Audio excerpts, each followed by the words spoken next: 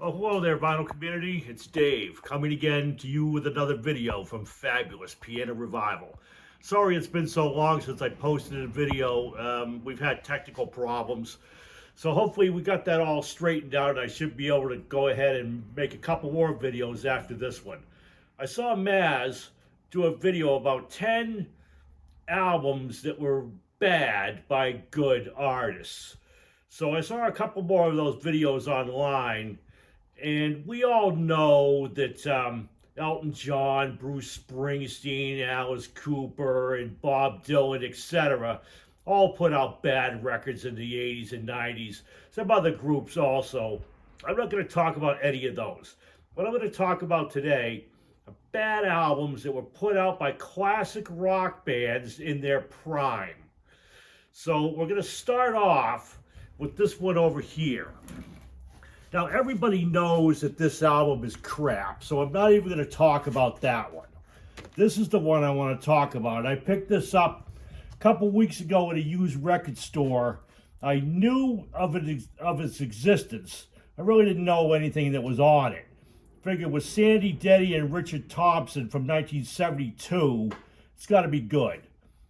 So I get it home and I realize that what it is just them covering generic 1950s songs. Okay, I figured, well, they put their own spin on this stuff. Well, I made it through side one and that was about it. It's plodding. It's not good. This thing is just going straight to the Salvation Army in the next donation pile. Glad I only paid $8 for it. With the caliber of musicians that are on this thing, they certainly could have done a lot better. These songs are just, they're not good. So we're going to move on from this one over to here. I'm going to talk about this Byrds Reunion album from 1973. They just mailed this in. I'm assuming that the record company Asylum probably threw a bunch of money at them to do a reunion album. Crosby and Hillman were pretty famously known for really hating each other, so I gotta figure this is just a money grab. Cowgirl, they cover Cowgirl in the Sand, probably the best song on the album. The rest of it is just not good at all.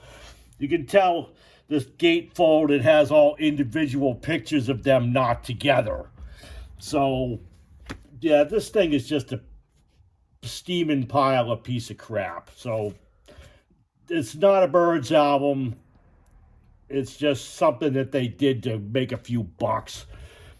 The next one I'm going to talk about is this 10 Years After album, 1974, Positive Vibrations. Anything but positive on this record. They released 2 albums in 1972. Neither one of those are particularly very good, although there are some standout tracks on them. This one, I believe, I'm guessing probably a contract album. They probably owed another record to Columbia, which is what this is on. Even the cover is terrible. There's really nothing on this thing that stands out.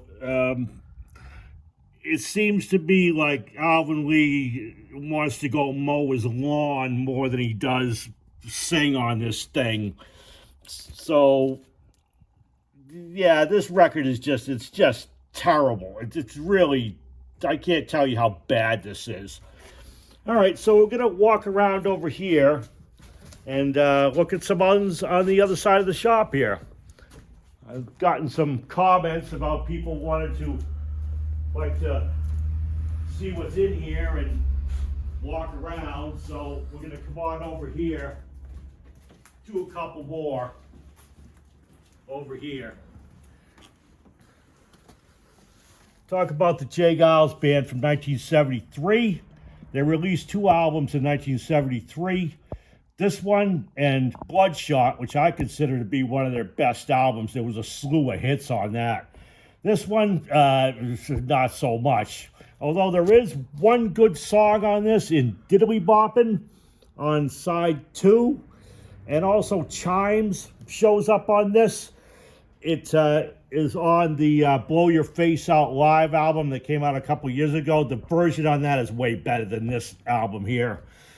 Side 1, just nothing. It's just dead. I'm not really sure why they put this out. I don't really know. And the other thing I'd like to mention is this album is really hard to find.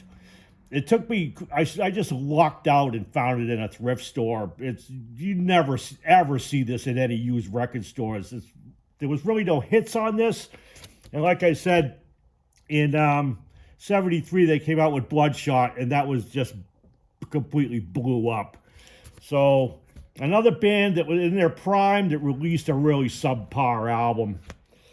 I'm going to talk about this one here, Poco, Indian Summer, 1977. I believe that this may have been a concept album of some sort. All the songs tend to flow together, and it's not good.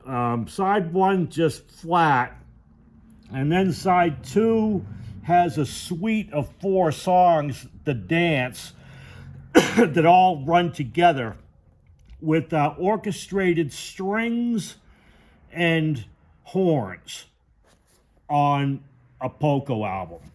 It just doesn't work. There's the boys right there, contemplating what they're going to do next, I'm assuming. And they did actually come out with the Legend album a year later, which really blew up and gave them a top 40 hit that they've been looking for a while. But this record, it's not good. It's not good. And finally, let's talk about Steppenwolf for Ladies Only from, I believe, 1971. This is their either 5th or 6th album. I'm not sure where the live album that came out before or after this. This record is just, it's not good. The lead track for Ladies Only, probably the best song on the album. In the middle of that, there's a piano solo on a Steppenwolf album. The rest of it is just, it's just flat, lackluster, bad writing, etc., etc. Although they did redeem themselves with the last album, the Steppenwolf 7, actually, that's a really good record. But this one is just not good. So, should we show the gatefold or should we not show the gatefold? We should show the gatefold. Okay.